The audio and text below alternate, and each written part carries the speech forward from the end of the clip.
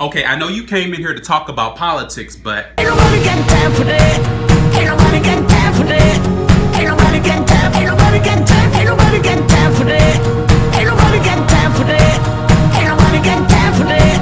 Ain't nobody got time. Ain't nobody got time. Ain't nobody got time for that.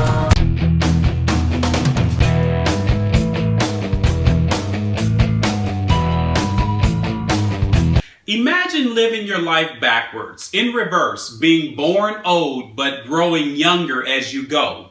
This was the curious case of Benjamin Button. I was born under unusual circumstances.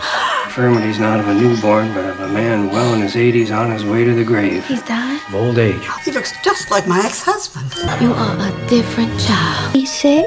They said I was gonna die soon, but maybe not. You're odd. I was thinking how nothing lasts. What a shame that is. Some things last. This movie makes you think about timing and missed opportunities and how the slightest change in life can have a domino effect on everything that happens. And if only one thing had happened differently. If that shoelace hadn't broken, or that delivery truck had moved moments earlier, or that package had been wrapped and ready, because the girl hadn't broken up with her boyfriend, or that man had set his alarm and got up 5 minutes earlier, or that taxi driver hadn't stopped for a cup of coffee, or that woman had remembered her coat and got into an earlier cab. Daisy and her friend would have crossed the street, and the taxi would have driven by.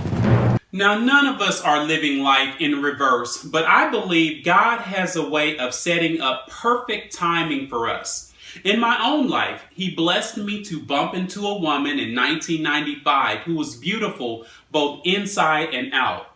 We married a few years later, and we've been blessed with beautiful children. Now, had I not met that woman, I wouldn't have the life that I have today, and I wouldn't have my kids. We see many examples in the Bible of how God sets up perfect timing, like with Joseph. He went through a lot. His brothers betrayed him, sold him off, pretended he was dead, and just when it seemed things were getting better for him, Potiphar's wife lied on him, and that landed him in prison. But that wasn't the end of his story. Finally, the king's chief cupbearer spoke up. "Today I have been reminded of my failure," he told Pharaoh. "Some time ago you were angry with the chief baker and me, and you imprisoned us in the palace of the captain of the guard. One night, the chief baker and I each had a dream, and each dream had its own meaning. There was a young Hebrew man with us in the prison who was a slave of the captain of the guard. We told him our dreams, and he told us what each of our dreams meant." So at the appointed time, the cupbearer remembered Joseph. God used Joseph to interpret Pharaoh's dream, and because of that, Joseph was promoted and made a ruler of Egypt. And because he had that position, he ended up being able to help his father and the very brothers that betrayed him. What was meant for evil was turned around for good. Now, this whole timing thing also makes me think of Mordecai in the Bible. He was a godly man who had previously stopped the assassination of a king.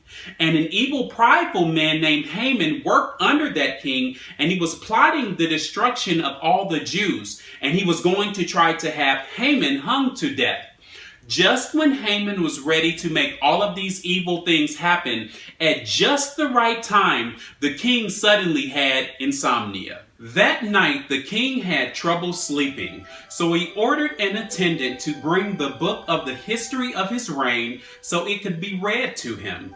In those records, he discovered an account of how Mordecai had exposed the plot of Bigthana and Teresh, two of the king's eunuchs who had guarded the door to the king's private quarters. They had plotted to assassinate King Xerxes. "What reward or recognition did we ever give Mordecai for this?" the king asked. His attendants replied, "Nothing has been done for him." Instead of being hung, Mordecai was blessed and elevated. Haman was not able to destroy the Jews. In fact, he ended up being hung to death on the very gallows he built for Mordecai. It doesn't pay to attack the people of God. Now about timing. You might not be living life backwards, but if you're sensitive to the still small voice of the Holy Spirit, He'll have you in the right place at the right time.